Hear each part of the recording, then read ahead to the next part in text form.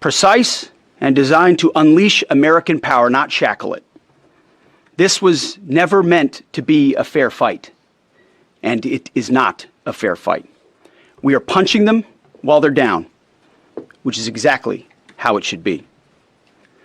Thus far, Operation Epic Fury has delivered twice the air power of shock and awe of Iraq in 2003, minus Paul Bremer and the nation building. The campaign has 7 times the intensity of Israel's previous operations against Iran during the 12-day war, 7 times. And as President Trump said, more and larger waves are coming. We are just getting started. We are accelerating, not decelerating.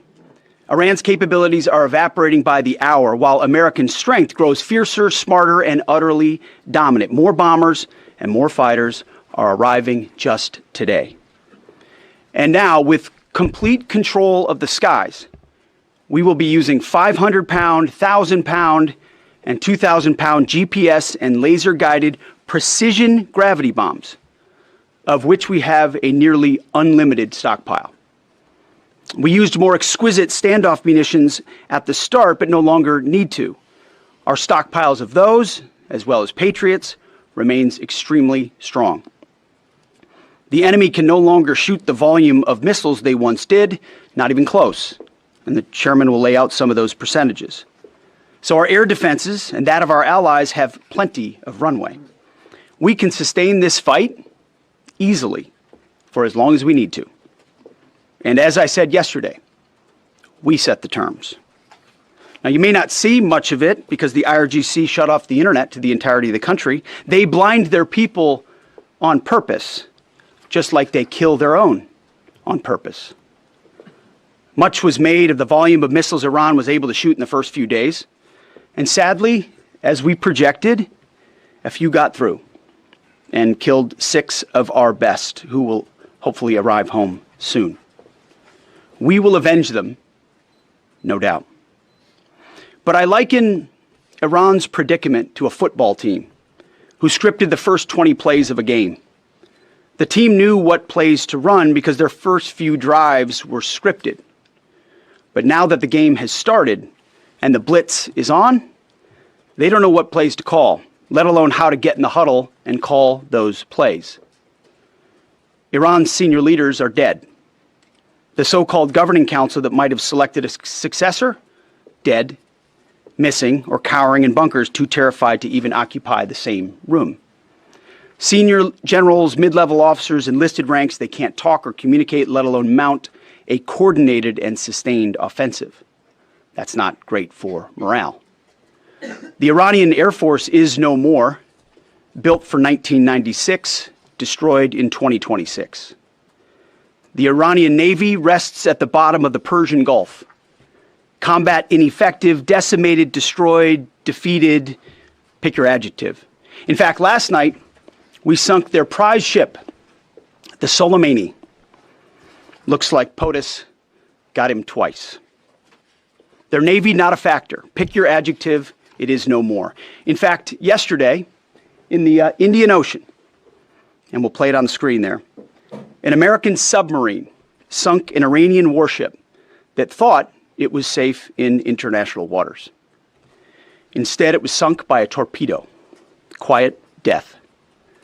The first sinking of an enemy ship by a torpedo since World War II. Like in that war, back when we were still the War Department, we are fighting to win. Also, yesterday, the leader of the unit who attempted to assassinate President Trump has been hunted down and killed.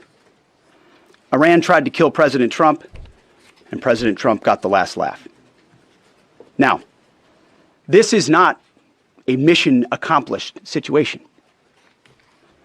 This is simply a reality check. The combination of U.S. and Israeli intelligence and combat power will control Iran, and will control it soon. Sure, Iran will still be able to shoot some missiles, and still be able to launch one-way attack drones at civilian targets, and their proxies will attempt to attack our embassies, bases, and soft targets. They are terrorists, after all, and they need to target civilians. because they can't fight toe to toe. But we will find them and we will kill them.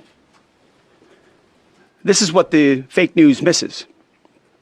We've taken control of Iran's airspace and waterways without boots on the ground. We control their fate. But when a few drones get through or tragic things happen, it's front page news. I get it. The press only wants to make the president look bad, but try for once to report the reality. The terms of this war will be set by us at every step. As I said Monday, the mission is laser focused. Obliterate Iran's missiles and drones and facilities that produce them, annihilate its navy and critical security infrastructure, and sever their pathway to nuclear weapons. Iran will never possess a nuclear bomb, not on our watch, not ever. And this is why President Trump's moral clarity on Iran today is so vital. Unlike the past, where vague red lines and endless negotiations let Iran fund terror and inch ever so slightly toward a bomb, this president sees the threat plainly and acts decisively. No more half measures, especially when Iran is at its weakest. No more letting Tehran play for time while our people pay the price. His leadership ensures that we finish what we start and that we protect our warfighters by crushing the enemy before they can strike again. Our offensive operations, refined through months of relentless preparation, are unstoppable. And our defensive efforts are unprecedented. We have from the start put the protection of our troops ahead of everything else. Before we very publicly built up offensive combat power, we quietly ensured that our defensive posture and power was in place. And as we built up offensive combat power, we moved the vast majority of American troops, over 90% of Americans that were on our bases, what we say off the X, out of the range of Iranian fire. Our defensive shield is equally formidable, the most sophisticated air and missile defense network ever fielded. Thousands of Iranian missiles and drones have been intercepted and vaporized. Tens of thousands of American and allied lives protected. We have pushed every counter-UAS system possible forward, sparing no expense or capability. And like I said, this does not mean we can stop everything, but we ensured that the maximum possible defense and maximum possible force protection was set up before we went on offense. In closing, as President Trump told German Chancellor Merz yesterday, Iran negotiated in bad faith, stalling, scheming, and preparing to strike. And we acted decisively to defend our people, our interests, and our allies. President Trump took bold action, putting America first, the kind of bold action that the American people elected him to execute. To our steadfast partner, Israel, your mission is being executed with unmatched skill and iron determination.